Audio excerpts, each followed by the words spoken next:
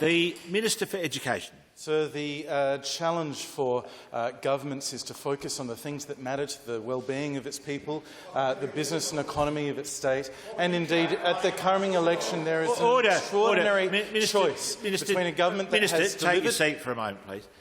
The entire House listened quietly and patiently while the Leader of the Opposition delivered his grievance.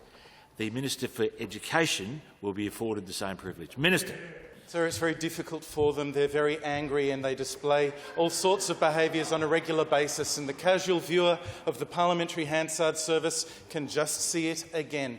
Discipline in the Parliament, control of emotions and behaviour in the chamber is a hallmark of this government, alongside delivery of a program of works to support the people of South Australia. The opposition walking around shouting, that's what they do, that's what they enjoy doing.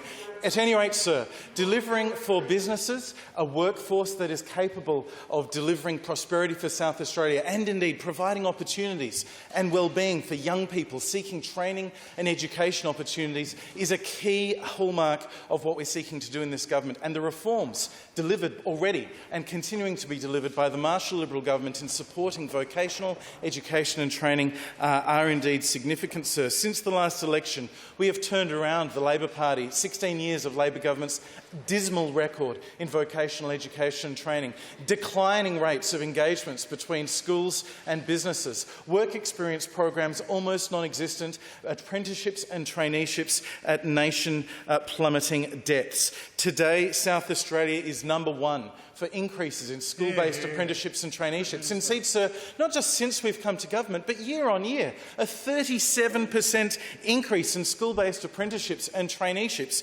just in the 2019-2020 period. We've developed 26 flexible industry pathways that are capable of being delivered across all of our schools. Each one of our schools able to deliver an outstanding program of vocational education training that will put students on a pathway to a job.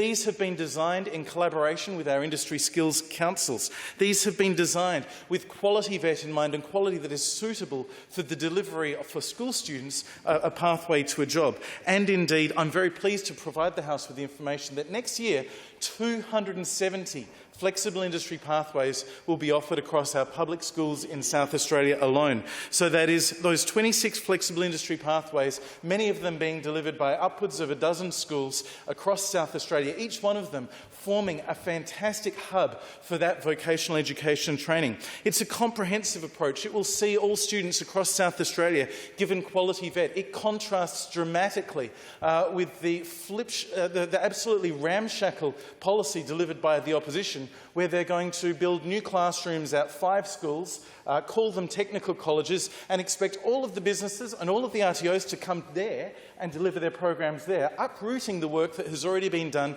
to get students out of the school and into the workplace in areas where that can work.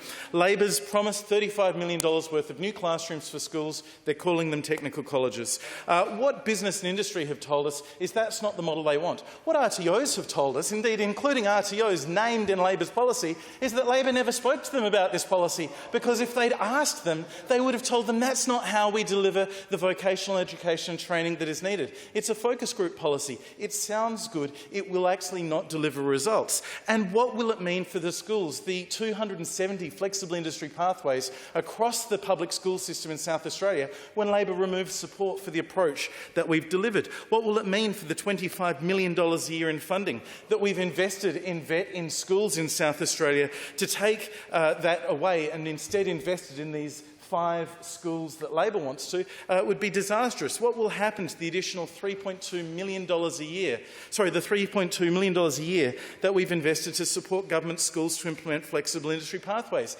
Has Labor considered the impact of removing, of how they will deliver vet without the $600 this government has paid for each eligible student with a school card pursuing vet as part of a flexible industry pathway? We know that Labor's record on vocational education training is dismal. Nation-leading plummets in commencements of apprenticeships and traineeships. We've seen their record on TAFE, where as a result of the 2017 disasters, they sacked the chair of the board, they accepted the resignation of the chief executive, but indeed promoted the minister to deputy leader. Labor has a long way to go to even understand the basics of training policy in South Australia. Their policy that they've released for the next election demonstrates that they have no interest in the matter. And, sir, I submit to you, this is a government that is achieving results. This is a government that has delivered already for South Australia and will continue to do so. Labor's alternative policy offers nothing more than sound bites and an unwieldy framework in which it will fail the people of South Australia, fail our students and fail our businesses.